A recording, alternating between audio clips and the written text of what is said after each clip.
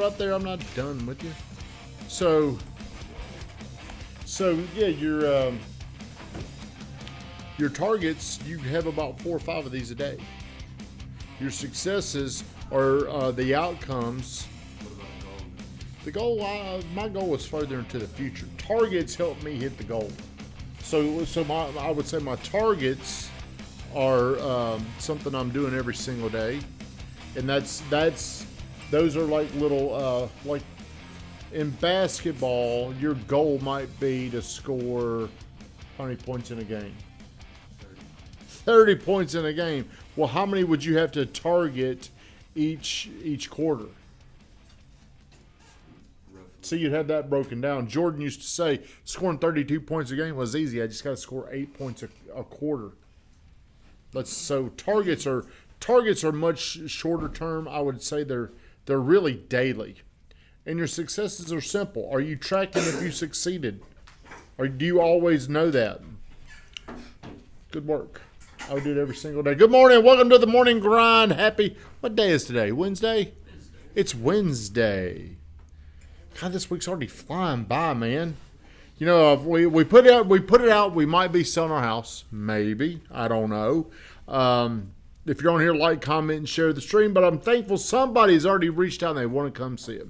Not even on the MLS. Not even officially on the market. Do you think we'll sell it? Yes. Do you? Will we sell it for the number we want? More. I hope so. We've got it in our mind where we want to be if we sell our house. And I'm really excited about that. But what I'm struggling with, and I'll get on to the show, is I've got these goals. I've got these targets that I want to hit. And this new big house is not really in alignment with that. So I'm telling my wife, like, something is just off. Something feels off because it's not really what I've been writing down that I want, because the next thing that I've got on my agenda is to build this big office complex down the road, and me and my wife want a Florida house. So now this idea, this thought, it's very emotional about what this house is going to look like, what it's going to feel like. All those things are in our head, they're like spread into our heart. It's like a disease. Am I making a bad decision? Is the decision I'm making today going to hold the future that I want hostage? So it's a big thing. So what I'm trying to do is make sense of, if we could sell this house for X and build a new house and we have about the same amount of money in there, it probably would not be a costly decision. But what if we do it and it costs a lot more money than I think? Because whenever you're building a house like this, it's not like I'm going to have a number and it's going to cost X. It's probably going to be within a range. And then the range is going to come down to my wife saying, I want that right there, and then I want that right there. And the next thing you know, you could actually go 20% over budget on something. On a house like this, the house could change by $200,000, $300,000. So that's why I'm uneasy about it, but I'm thankful to be in this position. But today's show topic is, how did I say it, Van? An indicator that you're on the right track. There's so many different ways I could lead this example, but I'm going to talk about this because I was listening to Cardone this morning, and he was speaking about something that I found to be very, very inspiring, because we all go through these things. And whenever we're going through this, we feel like it's a sign of failure instead of a sign of success. Most of the time, what I decide to do, I would say it probably doesn't work. So I don't sit here and overanalyze making the right decision. My decision is expansion. My decision is moving forward. And I don't overanalyze to make sure it's right. I don't care about that, because I know if we expand and we do something and it does not work properly, we'll figure something out. That's just a philosophy, a mentality. That's the way I think. That's the way I live by. But usually whenever you're doing something, some form of action, problems pop up. And whenever you're growing up as a kid, you're in school, you kind of conditioned and trained yourself to think, I always want to get the right answer. Growing up, you want to be right. You don't want to make bad decisions because you think a bad decision is a bad setback that you won't overcome. But it doesn't really work like that. A lot of times these little setbacks that happens help you springboard. So an indicator that you're on the right track is this. Setbacks are going to happen. There's going to be times in your life when you thought you were making a good decision, when you thought you were making the right decision, and for some reason it didn't work out like you planned. The success will come here. How do you respond to it? Is it something that, because some people, one of the things that really held me back in when I was newer in the business, let's say when I was in the business 3 or 4 or 5 years, setbacks destroyed my momentum. Kind of like that analogy where you're talking about whenever you spent so many days digging for water. Is that what it was? Pumping the well. That's a great story. You ought to tell it again. You ought to put that on your content. When's the last time you put some content out? Let's put that out there. And it would destroy all my momentum. As I was getting closer to achieving something and it didn't go the way I wanted, I would just really, it was like I collapsed. I had a hard time getting over it. My bounce back was like you ever dribbled a flat basketball? Doesn't work. It doesn't work. I didn't have much spring in me. So whenever something didn't go my way, and it could be very, very, compared to today, it could be something very little, like losing a deal. You know, let's just say I had a deal going on and it was the only deal I had going on. Let's just say that, and a home inspection came back and it blew my deal up, or their financing came back and it blew my deal up. I would just drop all the things that I thought were good about me. This fake confidence that I had in the moment was just completely gone. Do you know why it was gone, Josh?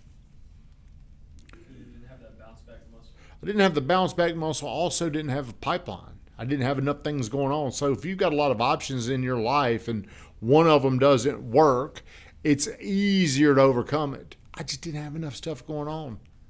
You know, that's the simplest way to make it. So what you want to be thinking about is, how can I expand every single day to where I got so much going on? If one thing lets me down, it doesn't bother me. It is actually a part of the evolution that you're going to go through to become successful. The most successful people that I know, it's probably not that they're the smartest. I think the most successful people that I know probably have the most courage and they can overcome the setbacks. And I was always looking for making the right decision that would springboard me. I didn't know, man, the success is in pounding through the failure. The success is getting through tough times, because everybody that you know that's successful, man, they went through some shit. Everybody. And most people, they can't continue the fight. So what they do is they have this opt-out clause to get out of this, and because this means it's not for me. This is too hard. I'm not doing something right. I need to go do something easier. I need to do something different. And then once they get there, if the job you're doing does not have some kind of if it doesn't have something that's going to put you through an emotional tough time, there's probably not a lot of opportunity in your job. So just remember this. Zach's opened up his own company. He's doing great. I talked to him. Zach Range is on here. I was talking to him last night, and he was, Zach is a very driven dude, and he was talking about all the things that are going on. He's playing it out in his mind, but there's going to come a point whenever the plan he has today gets challenged with a obstacle, and he's got to fight through that, and it's very hard. Teresa Parker, have you ever thought about your forever home? Don't buy or build until you get what you want. You got to be 100% happy. Teresa, I was 100% happy 2 years ago when we bought this home. And so is my wife. And to be honest with you, we could stay in this home and be 100% happy. We talked about this last night. I struggle because I put the idea out there in my wife's mind and we're talking about it. Now I'm feeling this pressure to perform, to get it done. And I'm second guessing it because it goes back to what I was saying a minute ago. Is this really in alignment with what I want my future self? Is this the state I want to be in? Is this where I want to be? So I don't believe in forever homes, Teresa, because life changes. What you want today may not match what you want in the future. One of the things that we've always wanted for us in our future home was 2 homes. It was a home here and a home in Florida. And you're always looking for these signs. Something's telling you something. So this morning I get an email from a Florida person showing me this home that's on the market. Like, all these things pop up to be a challenge to see if you really, it's really a challenge to get me clear on what I want. A lot of people don't like these ultimatums to speed up the decisions, but I don't mind it because it forces you to speed up your decision. Zach, that's right. The comeback is always greater than the setback. The setbacks hurt. The setbacks don't bother me as much as they used to, but I used to be dominated by setbacks. I could not bounce back. I couldn't overcome it. Now, it's like getting on an airplane. Like, whenever you fly, do you think you're going to have turbulence? Or success has a whole lot of turbulence. There's a lot of doubt. And that is an indicator. The indicator is this. We'll end on this. Do you get back up when it doesn't go your way? Do you get back up whenever you get knocked down? That's a true. That is a true indicator that you're on the right track. Is if you overcome. Hey, David Speck, how are you? The number one indicator I believe that you're on the right track is if setbacks don't bother you long. Maybe they bother you a day and you get over it. That is a better indicator than somebody that feels like, hey, I don't have any problems going on right now. Everything's smooth sailing. If everything is smooth sailing, you're not doing enough. And you're probably not interested as much as you think. Wendy, I'll send you, Nagy sent me this house in Florida. I'll send it to you. It's in Inlet Beach. But we're coming down there, by the way, in a couple weeks. So maybe we'll hook up with you. Von Grafton, shut us down. Anticipate failure. The faster you move into failure means you're really growing. You should be pushing yourself to failure. Have a great day. Shut us down, Von Grafton.